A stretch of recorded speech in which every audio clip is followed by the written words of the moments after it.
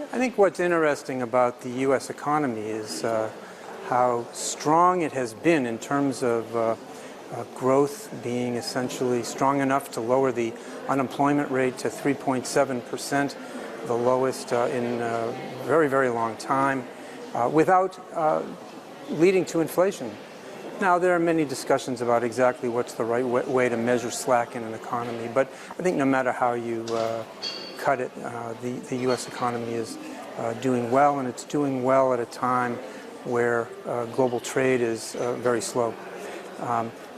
So, in that setting, it makes sense for the Fed to be looking carefully at the risks, both if there were some tightening of conditions and some inflation on the one side, to be thinking also about the concerns that there might be a downturn. We don't have a recession in the United States in our baseline, but in light of the trade and technology tensions, in light of the in financial markets, vulnerabilities are rising where there's reach for yield in quite a number of different market segments.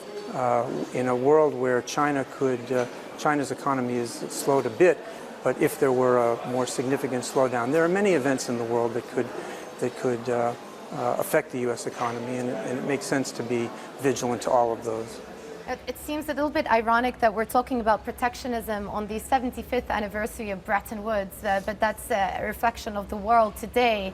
Are you encouraged by some of the developments out of the G20 meeting a couple of weeks back, and that we may see a resolution between China and the U.S.?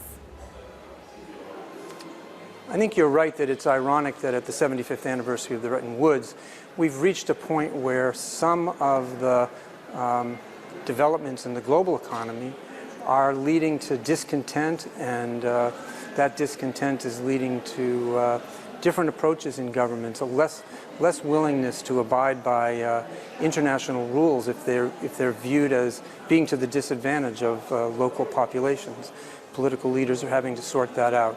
I think if the IMF and its members work together, there will be ways to overcome those problems. And the main point is that there's still a lot of growth potential in the world that comes from trade in services, the development of new financial technologies, the lifting up of poor countries who can, by acquiring technology and capital, grow faster and have their rising living standards and provide an engine of growth for the global economy. So there's plenty of reason for everyone to pull together, to work together, and to find a way through. But it will require some new approaches to cooperation and a de-escalation of trade and technology tensions. Hi, I'm Joanna Bersecci, and thank you for watching. You can check out more of our videos by clicking on the boxes on the screen. And don't forget to subscribe to our channel for more from CNBC International. Thank you for watching.